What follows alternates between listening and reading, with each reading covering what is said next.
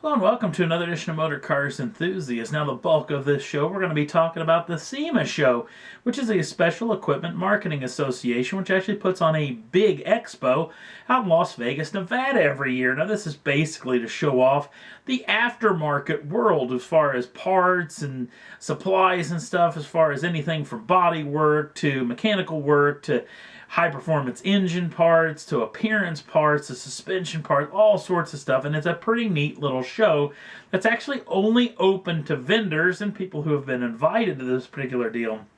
Well, we haven't seen it except for the past couple of years where a lot of manufacturer support comes in.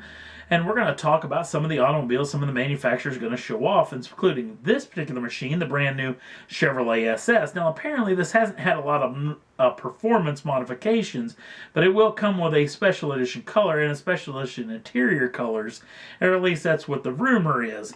They've got a pair of Sonics that are also going to be there. This particular machine, which obviously gets a little striping package, new wheels and tires, suspension upgrades, supposedly a little bit of engine upgrades as well, along with this particular Sonic as well.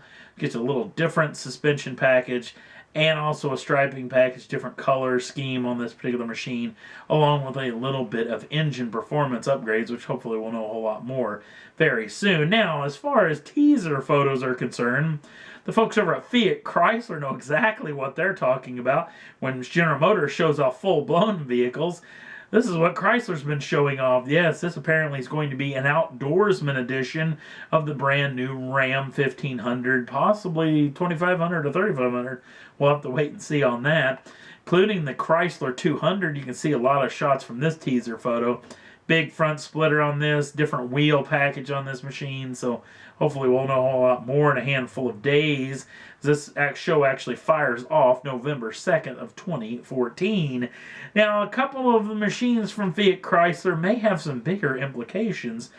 Could be this particular machine, which is a teaser for a Dart that possibly a lot of people are pointing towards could be the long-rumored and long-waited-for SRT Dart. Now, if you don't know what the SRT Dart actually is, it's apparently a four-cylinder turbocharged engine putting out between 300 and 350 horsepower with all-wheel drive. Yes, this is going to be taking on the Volkswagen R32, the Subaru WRX STI, and the Mitsubishi Lancer Evolution. So this is a very intriguing machine. Now, chances are you would think that they would show that particular vehicle off at the New York Auto Show or the Detroit Motor Show, but maybe SEMA might be the right time to actually show off these cars because they will be the stars inside of the automotive world when this show kicks off, if that actually is what happens. Another vehicle that Fiat Chrysler is showing off is this particular machine. It looks to be a concept of a new Viper, but if you look at the striping up front and in the rear, it shows off maybe a big front splitter, maybe a massive rear wing on this machine. Maybe we could see another edition of the ACR. The ACR, which is basically a stripped down version of the Viper that actually came with super lightweight because they ditched all the stuff that you take for granted in a modern day road car and actually included you could go all the way up to having full roll cage, full race support on this particular machine. So very intriguing to see what Fiat Chrysler has up their sleeves for the SEMA Motor Show. Last up on the list, this particular vehicle you may know right off the bat. Some of you may not. This is Eleanor. Eleanor is a GT500 1967 Ford Mustang.